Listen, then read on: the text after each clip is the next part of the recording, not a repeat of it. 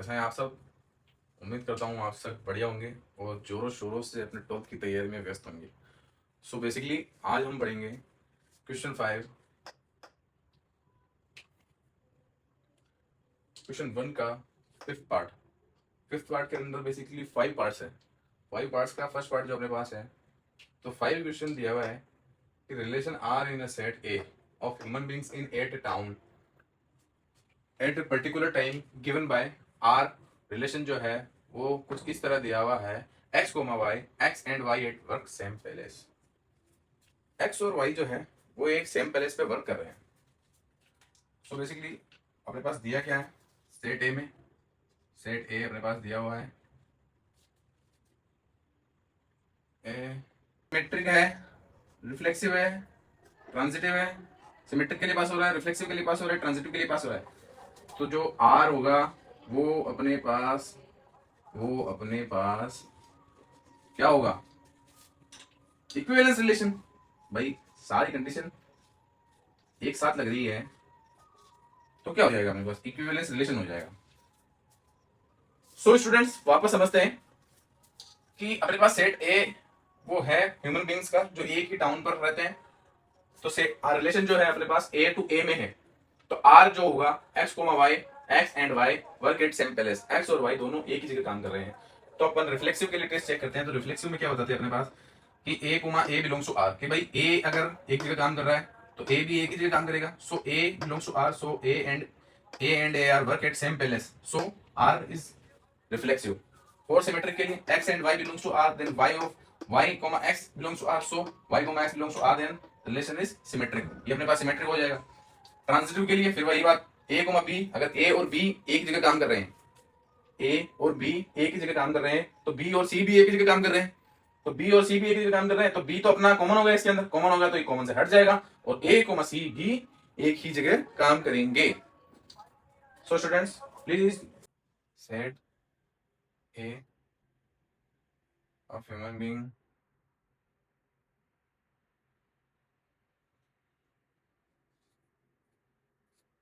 in a town, in at a town। कुछ human beings है जो एट ए town पे रहते हैं। सो उनका सेट बेसिकली इस तरह दिया हुआ है कि जो आर है रिलेशन वो सेट ए से सेट ए में है। तो रिलेशन जो अपने पास होगा वो होगा एक्स कोमा वाई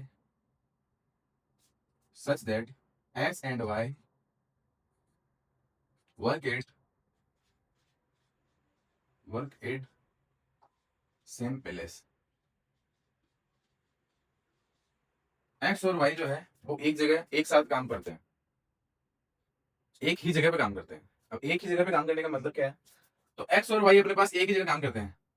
तो इसको हम एग्जांपल से लेंगे तो ए कोमा ए भी एक ही जगह काम करेंगे for reflexive, for reflexive. Reflexive के लिए अपने पास कंडीशन क्या होगी कि a comma a belongs to R, then a is belongs to R, so this implies a and a are work at same place. So we can say relation are reflexive। Relation जो होगा अपने पास reflexive हो जाएगा। अब for symmetric के लिए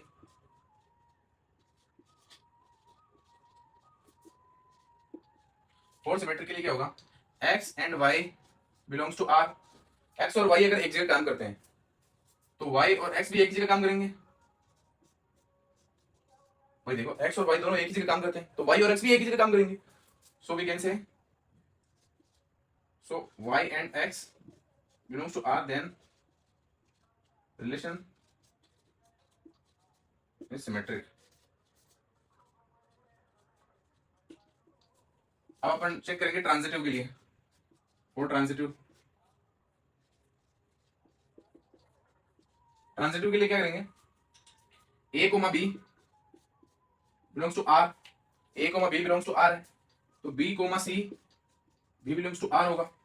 और ए और बी दोनों एक जगह काम कर रहे हैं, तो बी और सी भी एक ही जगह काम करेंगे। लेट्स से वो कहाँ काम कर रहे हैं, सेटी कॉलोनी।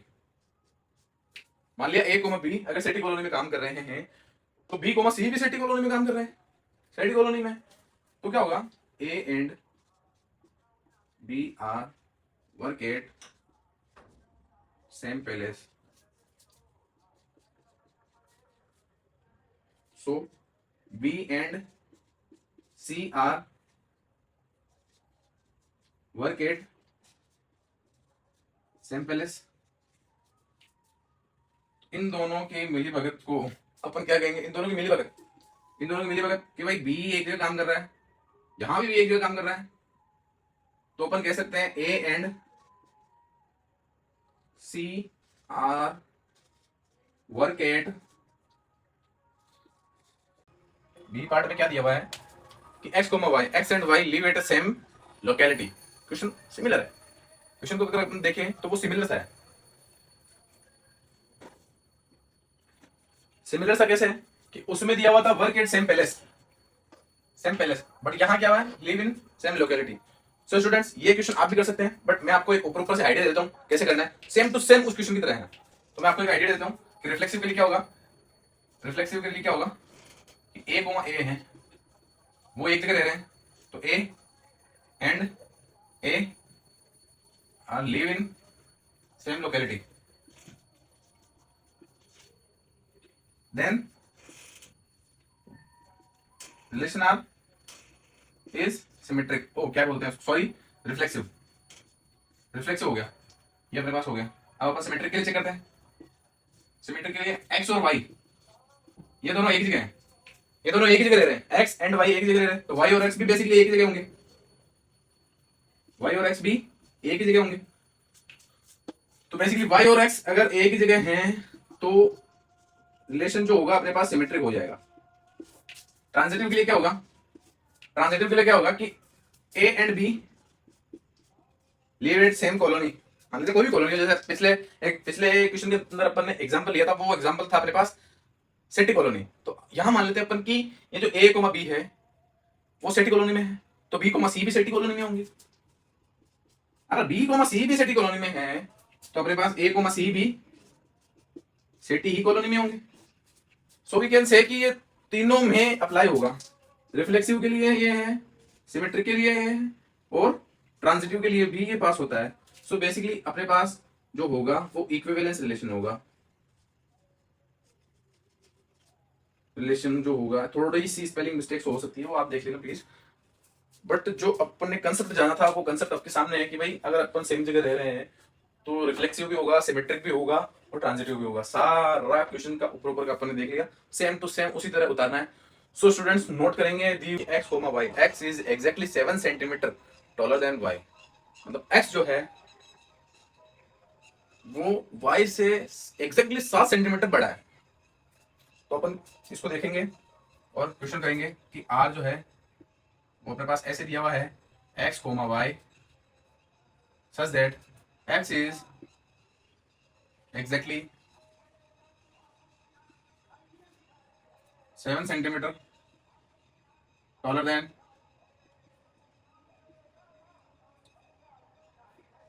वाई। आर अपने पास एक्स और वाई में फंक्शन ऐसे दिया हुआ है कि एक्स जो है अपने पास वो एग्जैक्टली 7 सेंटीमीटर बड़ा है वाई से। तो अपन इसको कैसे लिखेंगे फॉर रिफ्लेक्सिव, फॉर रिफ्लेक्सिव के लिए क्या होगा, इसको अपन ऐसे भी लिख सकते हैं, x is equal to y plus 7, इसको हम ऐसे भी लिख सकते हैं। सो अगर अपन देखते हैं कि कोई भी पर्सन है, वो पर्सन क्या खुद से 7 सेंटीमीटर लंबा हो सकता है क्या? आप खुद बताओ, आपकी लंबाई खुद से 7 सेंटीमीटर लंबी है क्या? नहीं है ना। सो अपन इसको बोलेंगे कि ए जो है वो ए प्लस 7 नहीं हो सकता, ए जो है वो ए प्लस 7 नहीं हो सकता। सो दैट इज इंप्लाइज कि जो रिलेशन है वो अपने पास रिफ्लेक्सिव भी नहीं होगा, not reflexive, not reflexive. For symmetric,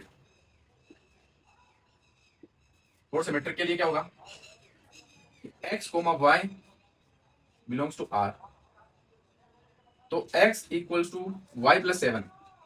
x जो है वो एग्जैक्टली 7 बड़ा है y से, x जो है वो एग्जैक्टली 7 बड़ा है y से, तो अपन क्या कह सकते हैं क्या कि y भी होगा, तो y comma x belongs to r, then जो y होगा वो भी एग्जैक्टली 7 बड़ा होगा इससे। ये नहीं कह सकते अपन, क्योंकि y अपने पास जो है वो 7 छोटा है x से, छोटा है x से, और जो x है वो y से 7 बड़ा है, इसलिए अपन ये बात नहीं कह सकते, तो ये सिमेट्रिक भी नहीं होगा, it not symmetric, not symmetric. Transitive के लिए क्या होगा, फॉर ट्रांजिटिव अगर a comma b belongs to r है तो a equals to b plus 7 and b comma c, b comma c belongs to r है तो b equals to c plus 7। दोनों इक्वेशंस को देखो और इससे अपन b की वैल्यू लिख देंगे, a equals to c plus 7 plus 7 equals to a equals to a plus a equals to c plus 14। ये अपने पास आया है, तो ये क्या अपने पास इससे मैच कर रहा है, a c से 7 बड़ा होना चाहिए था ना, यहाँ तो 14 लिखा हुआ है, सो बेसिकली ये ट्रांजिटिव भी नहीं होगा, दैट इज इंप्लाइज ये नॉट ट्रांजिटिव होगा, नॉट ट्रांजिटिव होगा, ये नॉट ट्रांजिटिव होगा। सो स्टूडेंट्स ये अपने क्वेश्चन किया, और बेसिकली आपको अब तो आइडिया लग गया होगा कि रिफ्लेक्सिव, सिमेट्रिक और ट्रांजिटिव ये सारे को अपन उदाहरण देके अपने को समझना होता है, सही से क्वेश्चन करना होता है, अपन घर जाके ट्राई करते हैं वापस, तो बेसिकली अपने कंसेप्ट इस तरह क्लियर होते हैं कि अपन वापस इनको अपने दिमाग से फॉरगेट नहीं कर सकते। बेसिकली इतने क्वेश्चन कर लिया आपने कि आपको एक ऊपर ऊपर का थोड़ा थोड़ा सा आइडिया तो लग ही गया होगा कि बेसिकली सिमेट्रिक, रिफ्लेक्सिव और ट्रांजिटिव रिलेशन होते क्या है, इनमें रिलेशन का फोर्थ पार्ट, 5 का फोर्थ पार्ट जो अपने पास है वो है x comma y, x is wife of y। Student देखते हैं अपन, समझते हैं। बेसिकली अपने माइंड में क्लियर होना चाहिए, सबसे पहली चीज क्या होती है, अपने माइंड में क्लियर होना चाहिए कि अपन क्वेश्चन कर किस तरह है। वो वाइफ है y की, वाइफ है y की, तो रिफ्लेक्सिव के लिए क्या होगा, रिफ्लेक्सिव के लिए क्या होगा कि जो x जो होगा क्या वो खुद की वाइफ हो जाएगा। भाई x क्या है, x अपने पास क्या है, फीमेल है, y अपने पास क्या है, मेल है, तो जो फीमेल खुद है, मान लो x है या फिर y है, तो वो क्या खुद की वाइफ हो सकता है, आप खुद की वाइफ हो सकते हो, नहीं ना, आपकी भी कोई वाइफ है, तो यहां पे ये रिफ्लेक्सिव नहीं होता है, रिफ्लेक्सिव नहीं होता है। रिफ्लेक्सिव का फंडा क्लियर है या नहीं, चलो वापस समझते हैं कि कोई इंसान खुद की वाइफ नहीं हो सकता, ये चीज याद रखना कि यहाँ जो एक्स है वो फीमेल है और जो वाई है वो मेल है, तो अगर खुद की वाइफ नहीं हो सकता तो वो अपने पास क्या होगा, रिफ्लेक्सिव नहीं होगा। सिमेट्रिक के लिए क्या होगा, सिमेट्रिक के लिए क्या होगा कि एक्स जो है वाई की वाइफ है, x is wife of y है, तो y can not be wife of x, तो वाई कैसे अपने पास एक्स की वाइफ हो सकता है, क्योंकि एक्स जो है वो अपने पास फीमेल है और वाई जो अपने पास है वो मेल है, तो मेल खुद की वाइफ, मेल एक्स की वाइफ कैसे होता है, क्योंकि इधर तो मेल है और जो अपने पास एक्स है वो फीमेल है, तो ये हो ही नहीं सकता, तो y comma x is not belongs to R. Okay, तो ये सिमेट्रिक भी नहीं है, it is not symmetric.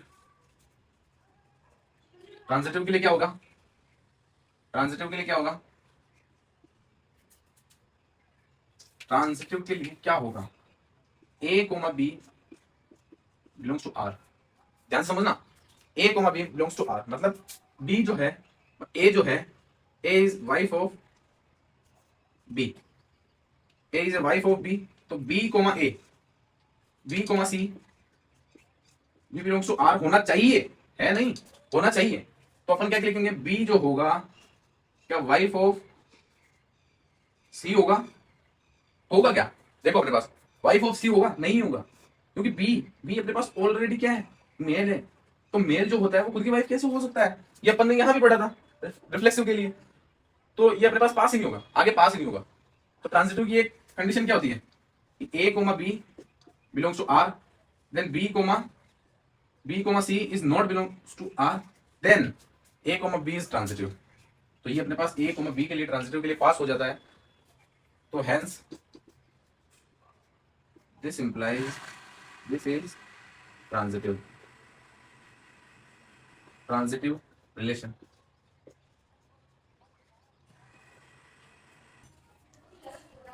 Basically fifth part का ये जो क्वेश्चन है वो है x is father of y, x is father of y। तो यहाँ भी x is father of y। x अगर y का फादर है तो सिमेट्रिक, ओ सॉरी, अपन रिफ्लेक्सिव के लिए पढ़ेंगे कि कोई खुद का फादर हो सकता है क्या। बेसिकली स्टूडेंट्स, अगर आप मेरे को बताएं कि आप अपने पापा हो सकते हो क्या, नहीं हो सकते ना। तो रिफ्लेक्सिव के लिए a can not be father of a, then a comma a not belongs to R, that is implies not reflexive. Symmetric के लिए चेक करेंगे, सिमेट्रिक के लिए क्या चेक करेंगे कि x comma y belongs to r है, तो x is father of y है। तो क्या y can not be father of x, so अपन कह सकते हैं कि y comma x is not equal to r, then not symmetric. Not symmetric हो गया अपने पास। ट्रांजिटिव क्या होगा? ट्रांजिटिव के लिए क्या होगा? a comma b belongs to r हुआ, a comma b belongs to r हुआ, तो a जो है a is father of b, तो b comma c belongs to r होगा, तो अपने पास क्या होगा? b is father of c, तो अपने पास b जो होगा वो फादर ऑफ c होगा। तो फादर ऑफ c के लिए क्या करेंगे अपन, बताओ? b is father of c, तो जो अपने पास a जो होगा, a is a grandfather of c। भाई a फादर है b का और b फादर है c का, तो बेसिकली a ग्रैंडफादर हो गया c का। So a comma c is not belongs to r, तो a can not be father of c, that is implies not transitive. थोड़ी सी स्पेलिंग मिस्टेक से मैंने ऊपर से सारा आइडिया आपको दे दिया है। So we can students note करेंगे अपनी नोटबुक के अंदर, और अब अपन अगले क्वेश्चन की तरफ बढ़ेंगे। उम्मीद करता हूँ आपको वीडियो लेक्चर समझ में आ रहे होंगे। अगर समझ में नहीं आ रहे हैं तो एक बार घर जाके वापस सही से देखिएगा, क्योंकि ये क्वेश्चन जो है अपने को 4 नंबर का या 5 नंबर का अपने पास आता है, दोनों में से एक आता है। अगर अपन इनमें से अटेंड करते हैं, क्वेश्चन सही तरीके से करते हैं, तो अपना 1 नंबर भी नहीं कटेगा। सो